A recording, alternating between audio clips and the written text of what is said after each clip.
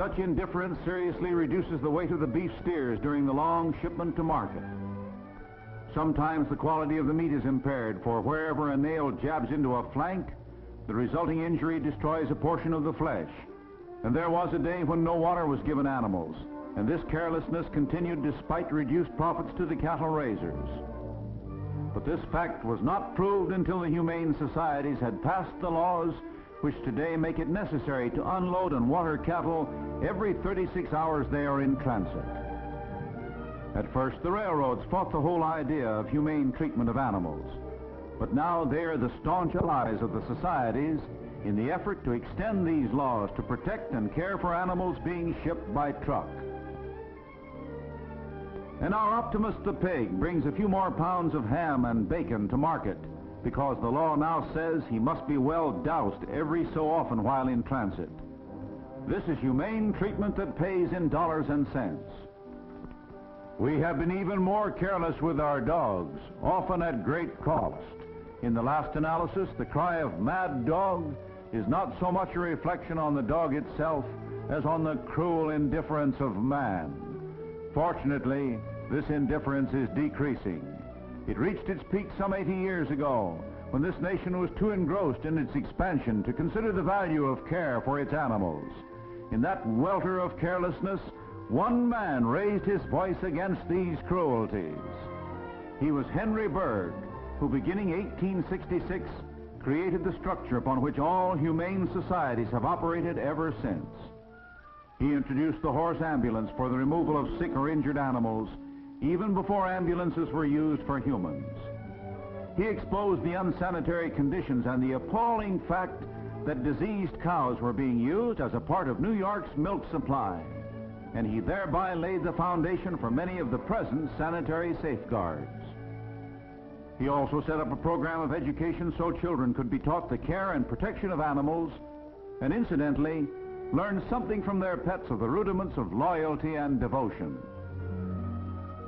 Almost simultaneously with the Bergh's founding of the American Society for the Prevention of Cruelty to Animals in New York City, came the organization of the Massachusetts Society for the Prevention of Cruelty to Animals in Boston, the Pennsylvania SPCA in Philadelphia, the San Francisco and Illinois societies. From these centers of energy and others, like the New Orleans Society and the Anti-Cruelty Society of Chicago, and the Animal Rescue League of Boston, which was particularly active in organizing shelters, the humane movement spread throughout the country. Presently, it became apparent that a national organization was needed. Consequently, the American Humane Association, with headquarters in Albany, New York, was organized in 1877. Its activities are numerous because there are many phases of the nationwide efforts to improve the condition of our animals. The National Humane Review is the magazine which the association publishes to integrate the work of the various societies. One of its more active committees is charged with providing assistance in both the formation and maintenance of local humane organizations. This assistance often takes the form of financial aid and is not necessarily limited to this country. When the Blitz bombings hit London, the American Humane Association sent material financial aid to the British societies caring for the animals in the devastated areas of England. Such assistance as this is in charge of the American Red Star, an organization within the American Humane Association that functions with respect to the animal kingdom in relatively the same manner as the Red Cross does to humans. During the recent Midwestern floods, the Red Star, working with the humane societies in the stricken regions, was instrumental in saving and caring for more than 12,000 animals. Since those hectic days of Henry Bergh in the late 1860s, more than 600 humane societies have been formed and are active today. And these are not only located in the large cities, they also exist in smaller communities. Size is no indication of their enthusiasm and the extent of their activities either. From this concerted strength have stemmed the many state and federal laws dealing with the care and treatment of animals, laws which are a credit to this country. But laws on statute books are of themselves just so many printed words. Enforcement and education are the implements that make them work. It is in these two fields that the humane societies of this country are paying back a part of the debt that we all owe to our animals. Today in almost every American city are to be found the public drinking troughs for animals, monuments to the life work of Henry Bergh. Where there is a humane organization, such scenes as this are attesting the energy and activity of enforcement. The agents of these societies, either paid workers or volunteers, are vested with police authority. They can arrest and bring to trial any who violate the laws protecting our animals. Their efforts meet with the full cooperation of municipal and state magistrates and other law enforcement authorities. The same watchfulness protects the pets that sometimes are in need of intercession against what may be mere carelessness, but is more often indifference. This protection extends beyond the animal kingdom, for these societies cooperate closely with health authorities to eliminate possible contagion from disease-ridden waifs such as this. Communities in which there is an active humane society have the satisfaction of knowing that when death must come to the pitiful outcast, it comes in the most painless manner possible. For the stray, the lost, and the ailing, there's the gentle handling and a haven.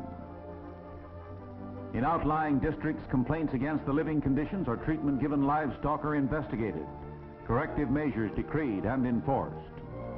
But corrective measures never have the force or the permanency of education. In this field, the humane societies are exerting an increasing effort. In the public schools, instruction in the care and treatment of animals is fast becoming a part of the regular course of study. Children benefit from this education in many ways. They learn such simple things as how to pick up and hold their animal friends without hurting or getting hurt. The necessary but sometimes complicated art of bathing is demonstrated. And training in the joys and responsibilities of a private entrance are given to those with a natural desire for nocturnal meanderings. In addition to this practical knowledge, children are also obtaining a sense of responsibility and an understanding of the interdependence that exists between themselves and the animal world. Education such as this helps to awaken and foster in children justice, fair play, and kindliness. Without these principles, there can be no character worthy of citizenship. Perhaps the leaven of kindness first comes into being in such scenes as this, a kindness that will grow and presently extend to other people as well as all animals. And that is a kindness in which we seem sadly lacking when war appears to have pushed gentler emotions into the background. The war has, however, vastly extended the educational work of the humane societies. Courses in the care and handling of animals have been broadened to include adults. These classes, which are under the supervision of an experienced veterinarian, study first aid methods, the technique and preliminary care of fractures, the more complicated dressings for body injuries. This work, although stimulated by the threat of air bombing, has continued. Standardization of these courses has enabled them to be given throughout all parts of the country. This work is an extension of the activities of the animal hospitals, which are the most important and one of the most beneficial contributions of well-supported animal welfare organizations. The hospitals can further improve some of the conditions, both as to care and in medical and surgical treatment. The humane societies perform another service in which the benefits are shared alike by us humans and our animals: the restoration of lost animals.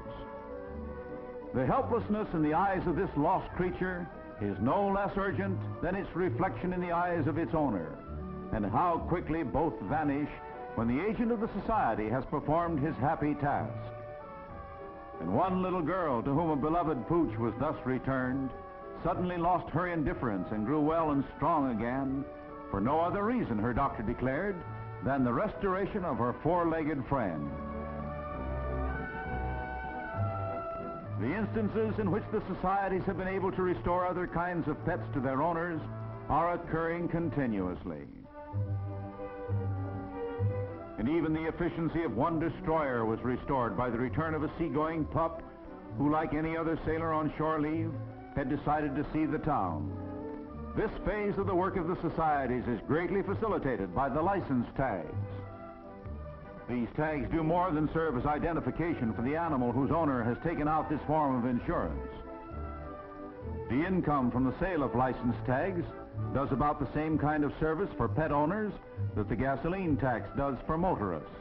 And like this gasoline tax, it is not always spent by the civil authorities for the sole purpose for which it was collected, the continuation and extension of animal welfare. But the work of the Humane Societies is going forward and expanding, and must continue to do so, because it is based on an undeniable necessity. It is the necessity that, as hurried as we are, as preoccupied as our machine age compels us to be, we cannot, for our own sake, ignore our dependence on animals, whether they be the herds on the ranges or the quiet regiments of the great dairy establishments, the undulating flocks, or just plain Fido, whose urgent devotion is a symbol of the willingness of all animals to do the best they can for man. It is to be hoped that someday every one of us will do the best he can for our animals. For the present, the animal welfare organizations are utilizing every ounce of public support in their effort to balance the ledger of human indebtedness. But even greater contribution to the support of these organizations is not enough. Every one of us must find the satisfactory answer to this question: what am I doing in my community today to improve the condition of animals in the service of man?